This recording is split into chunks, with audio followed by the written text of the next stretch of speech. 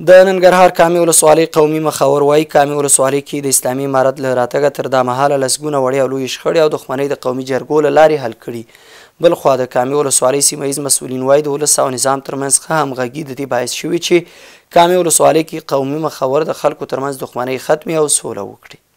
جلال آباد ښار اومه ناحیه دوسرکي سیمې ته نږدې د ممتاز باغ سړک په اساسي ډول جوړ او ګټې اخیستنې ته وسپارل شو. مسؤلین وایي یاده پروژه د جلال آباد ښاروالۍ د داخلي عوایدو پر مټ جوړه شوې ده. د سیمې اوسیدونکي د دغه سړک جوړېدو ته خوشحاله دي او وایي د دغه سړک په جوړېدو سره یې ګڼې ستونزې حل شوي. د افغانستان اسلامي امارت د پاکستان اسلامي جمهوریت او د چین د خلکو جمهوریت ترمنځ د سوداګریزو اړیکو د پیاوړتیا او ودې د پانګونې راجلبولو او ګډو پروژو د رامنځته کولو په موخه درې اړخیزه غونډه په کابل کې ترسره شوه. د پکتیا ولایت د اوبو او انرژي ریاست مسؤلین وایي چې د دغه ولایت په زرمت ولسوالۍ کې د څه باندې 15 میلیونه افغانیو په لګښت د 4 پروژو چارې پیل شوې. د نورستان ولایت د امنیې قومندانۍ مسؤلین وایي چې په دغه ولایت کې یو دېرش روږدي کسان راټول او د درملنې لپاره د یاد ولایت مرکز پارون شیل بستریز روغتون ته لیږدول شوي دي.